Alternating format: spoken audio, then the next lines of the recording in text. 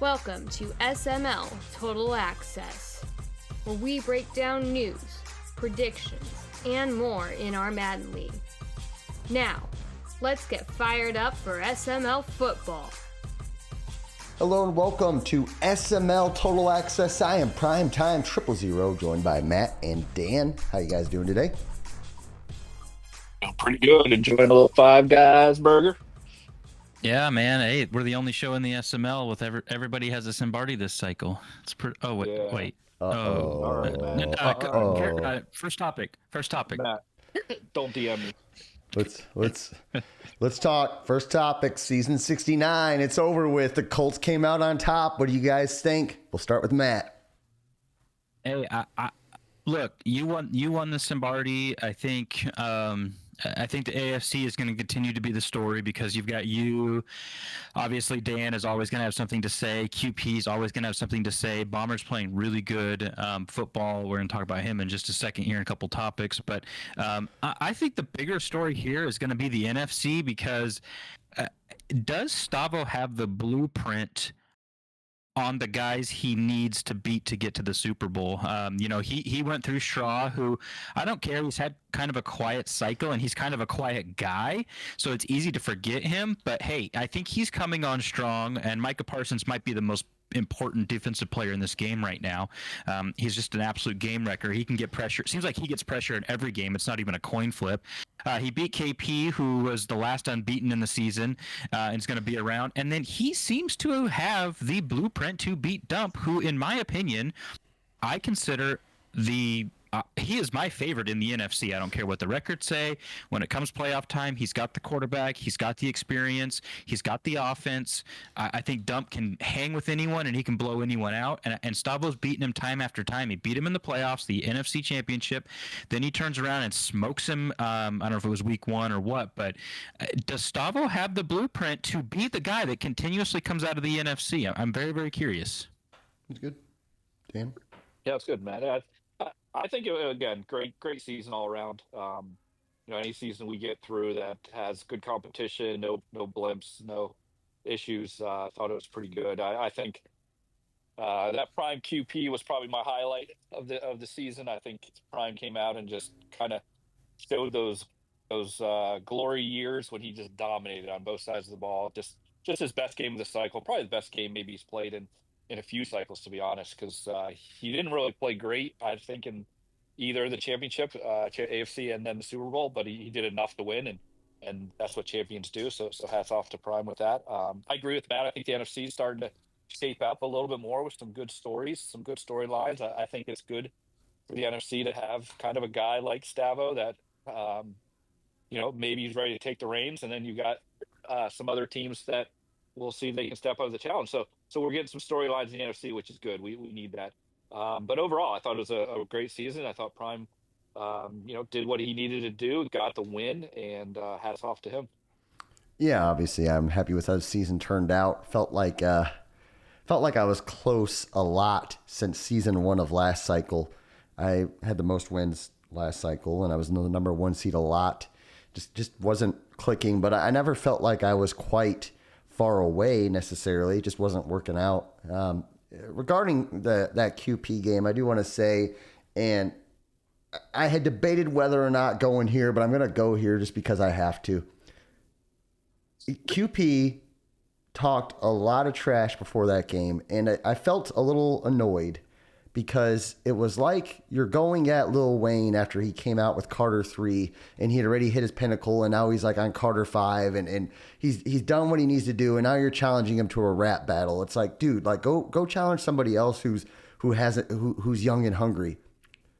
But what he didn't realize is I still got it in me. I still got something left there. So I proved it. And now the issue is, and I messaged this to Dan, and I'm not going to name names, but I messaged Dan at one point and I said, I want to blow him out like I blew somebody out in a Super Bowl one time, and it's personal now. And every game I play him in the playoffs now, QP, will be personal. And that's just how it's going to be moving forward. It was kind of a rivalry before, but it was kind of fun trash talk. Now this is personal, and now this is serious, and now he's going to get a different side of me that he hasn't ever had before starting last playoff game. But overall, I think the NFC showed something. I think Stavo has shown that he can be competitive and win a lot of games, and he kind of got that monkey off the back for a while there. He couldn't win a playoff game, and now he could.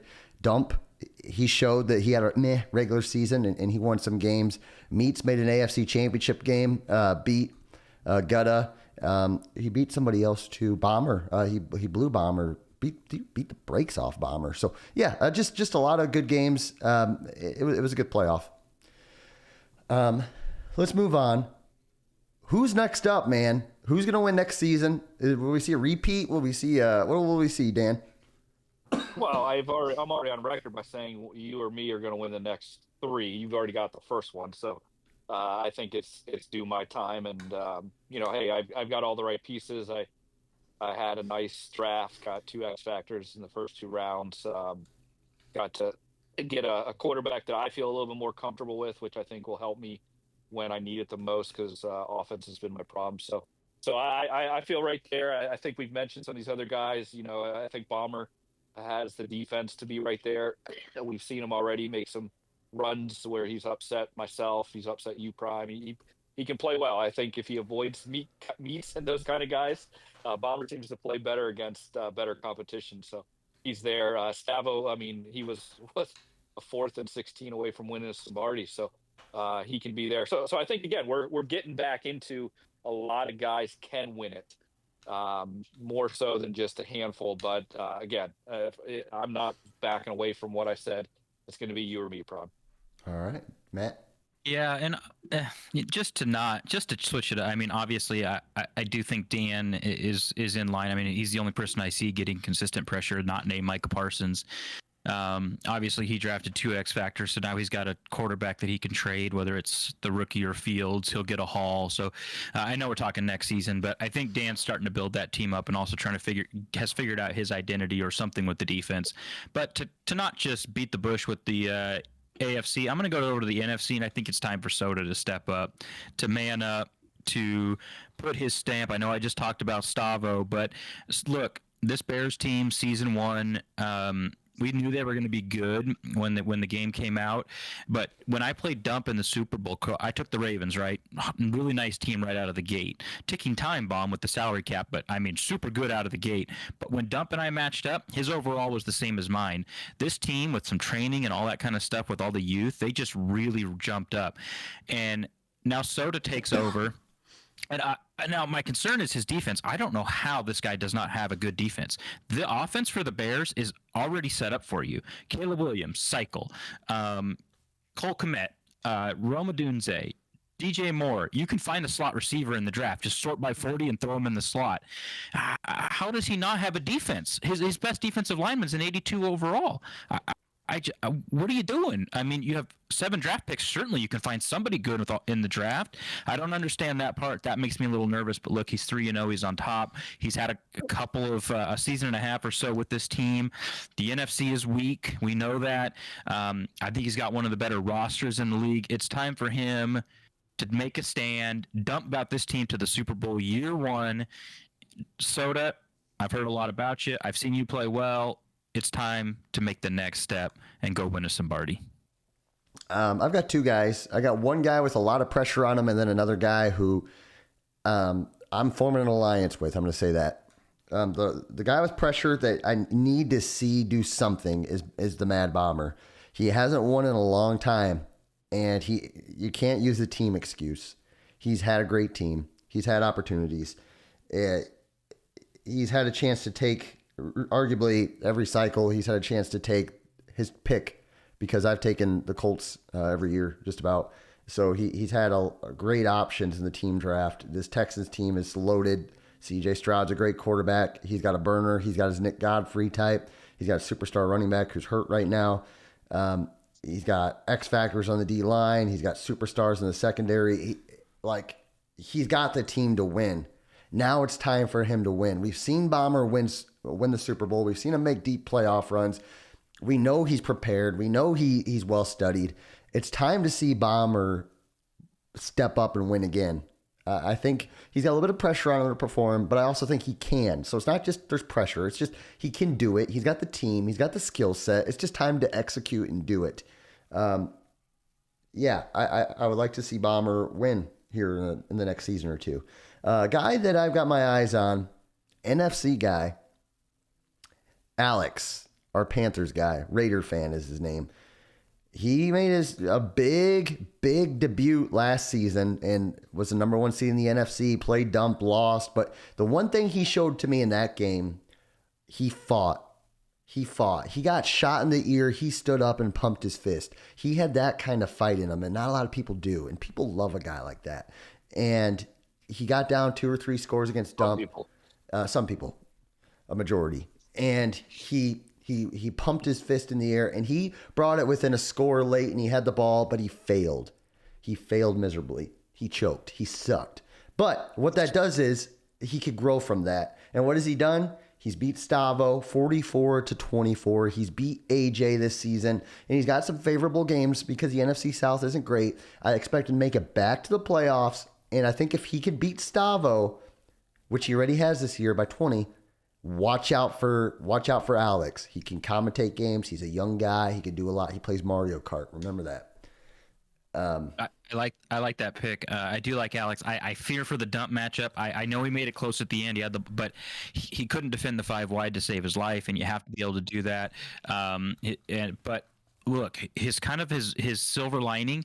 Bryce Young is still only star dev, 89 overall. I'm not sure how that's happened. I don't know if he's focusing him or not, but that if he gets a dev bump on Bryce Young, and if Bryce Young gets some decent abilities, could transform what was kind of a lackluster offense when I watched him in the playoffs. So yeah. I really like the Alex pick. He reminds me of a U type, Matt. He plays defense, safe on offense. We'll just keep an eye on him. Keep an eye on him. Yep. Hey, this will be fun. There's a new rule in the SML, field goal block rule. We've talked about it on the show, talked about it in articles. Everybody's talked about it. They've had their chance. What do you guys think about the new rule? Did we get it? Did Prime get it right? What's your thoughts, Matt? Boy, talk about good timing for us. We were going to record this morning and we would have missed this, but the hottest topic in the SML right now. Look, it's not going to be any secret here. I love it. Now, I'm not. People block my kicks. I don't go and chat and complain about block kicks. I also don't complain if the game beats me. I couldn't care less. Game wins me games. The game loses me games. I win games. I lose games. I don't care.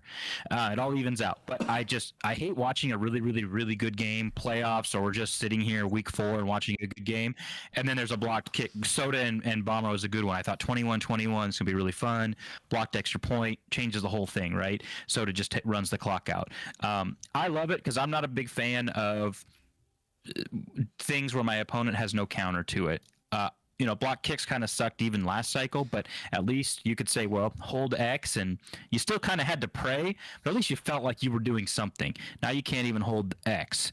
But I also go with the other guys where, hey, blocked kicks are a part of the NFL, and we're playing an NFL football game. I also get that point. So I think finding that middle ground, and I think we found that, hey, you can't block kicks quarters 1 through 3, which again, those could be this a block in the first quarter can be a game changer for the rest of the game. So I really like it. Then for all you that want to block field goals, you can do it in the fourth quarter.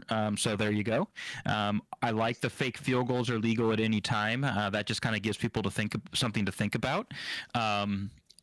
I'm a little bit concerned about what that's going to look like when people start playing games because there's some real knuckleheads in here.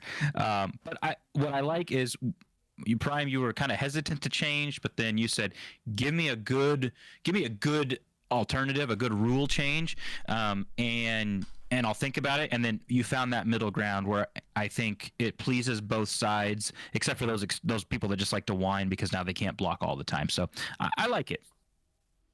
Yeah, I like it because I think it actually prevented what could be a dangerous situation down the road. Like the past playoffs, we had 3 blocked kicks, but I still think the right team won. Okay, so we've had it, and Prime and I, we talked about it last cycle when you blocked 2 of my kicks and you had like an old man Dak, and I just outplayed you all game, but you were right in the game because of those 2 block kicks. Like I don't ever want to see block kicks keep somebody in a game. I remember I blocked Woods' field goal in the Super Bowl and returned it for a touchdown. And even in that prime, I'm like, this isn't right because Woods beat me. I mean, he outplayed me. There's no reason I should win on this kind of thing. So I do think this is a perfect middle ground. I think if you have a problem with this, I don't know why you would, because you get what you want. If you want to block kicks to win games, you can do it. If you want options so that you don't get blocked, you have some options now. This makes people think about whether or not I'm going to just run the clock out for the last 4 minutes of a game and settle for a 30-yard field goal. Like, maybe I won't. Maybe I'll do something different. I mean, this gives all these different options, which I think makes more competitive games. And to Matt's point, the guys that are sitting there trying to figure out how to manipulate this, I think you're telling on yourself more than you realize, because Prime made a rule. We're trying to all work through it. It's kind of, hey, let's try to get the best situation we can. Let's try to work together. Let's compromise on this stuff. And then you're out there trying to manipulate it. That's just not the heart of SML. So I think you got to be really careful if you're one of those guys thinking how you can manipulate this. Yeah, when I went up to bat to make this change, or obviously this has been going on for 2 or 3 months, and for me, the idea of never being able to block kicks didn't seem realistic. And when we take a step back and we think about the NFL, do you see guys really try hard to block extra points in the second quarter? No. Do you see it in the fourth quarter if it's a 1 point game, or it could be if they could go up 8 or 9? Yeah, you do. Do you see guys try to block a 40-yard field goal? Not really. In the second quarter, not really. They might go hard, but a lot of times they play safe. But you do see it from 50 plus if the trajectory is lower on the ball.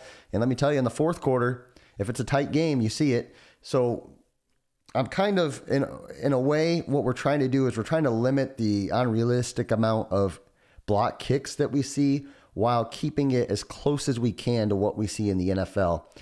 Now, is it perfect? No. Do I wish that I didn't have to write the rule? Yes. Is it possible that next Madden, this could change? 100%.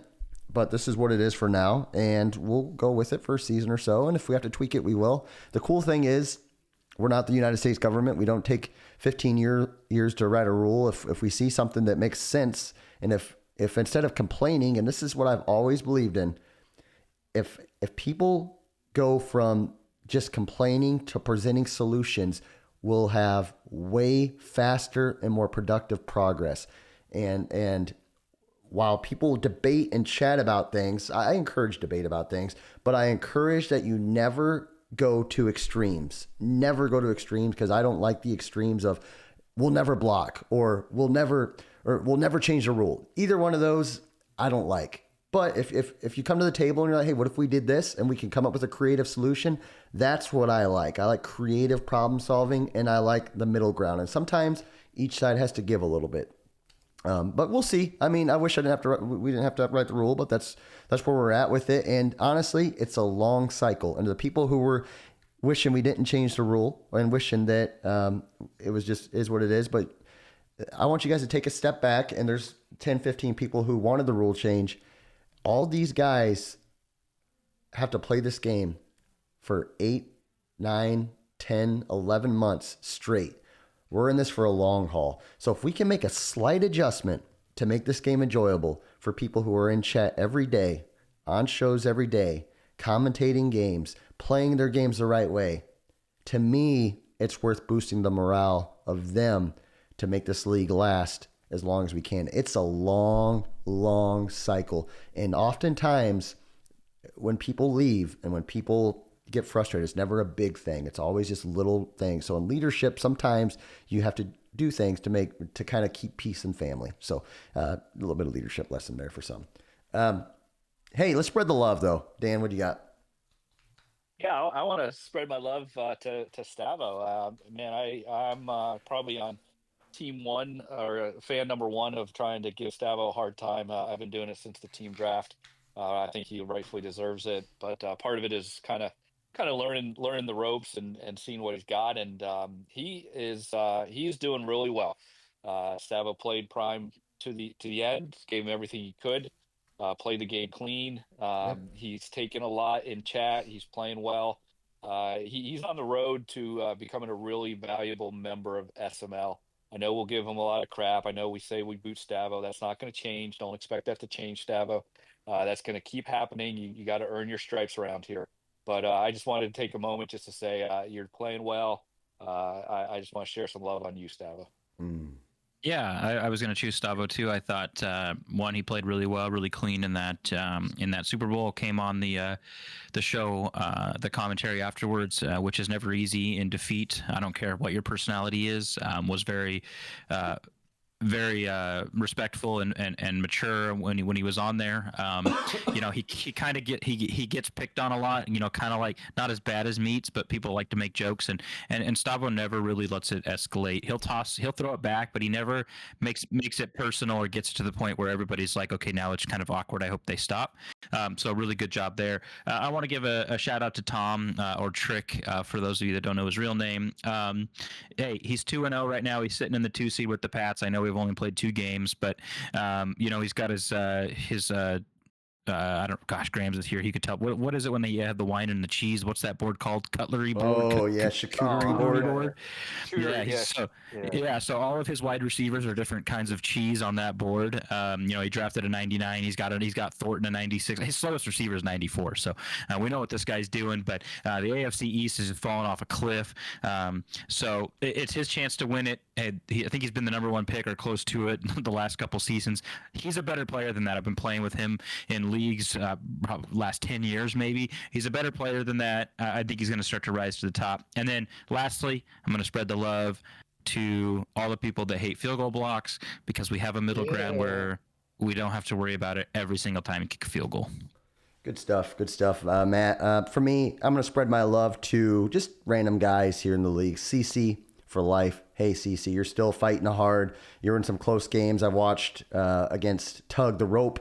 Was a close game. Even against Gutta was a close game. Keep your head up. Keep fighting. I want to spread my love on Gutta. Really coachable guy. There's somebody, I gave him tips against Stavo, and he executed them to a T, beat him. I want to spread my love on Fig. 0-2, but I feel like Fig, every time I watch his games, he's close. He's never far off. He played Pauly to the wire. He played Colt 45 close. Fig, just keep fighting, man. Keep fighting. And overall, I just want to spread my love to Grams. Good to see Grams' Twitch light back up. And he took, I don't know if you guys seen it, but he took QP down the last play. QP had to throw a touchdown with 0 seconds left to beat Grams. So just good stuff going on in the SML. Yeah, I'm not even sure QP was in bounds there. Yeah. Grams might have actually won that game. Yeah, I think Grams did win that game. But, Matt, what do you got for your 5? Yeah, so I thought it's a little early in the season to rank, put the same guys in the top 5. So I thought I would do New Year's resolutions for the SML and for some hand-chosen members. It's going to get a little awkward because this was already printed in the press before the rule change. But at number 5, my resolution for the entire SML, stop blocking kicks. At number 4, I've got Fig, run the ball. Look, I've told him time and time again, 1, stop getting triggered. That ain't working. He's never going to stop tweeting in the first quarter that it's over. He's never going to stop blitzing a million times and giving up big plays. But maybe I can get through. Maybe the third time's a charm. Run the ball. Jahmyr Gibbs is averaging 8.7 yards a carry, but he's only carried it 27 times. Bentley has thrown it 42 times. Look, run the ball, dude. Yeah, 8 yards a carry. You're not gonna be consistent with that. It's probably gonna drop down to about 6. But if you can put yourself in short yardage situations, it's easier to pass. You don't have to look all the way down the field. You don't have to get pass blocking. It's gonna shorten the game. Run the freaking ball. Gibbs is a stud. Meats, blow it up.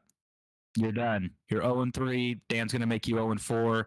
You're done. Blow the thing up. It's over. Do what I did. Hit the rebuild button. Start over. You can do it.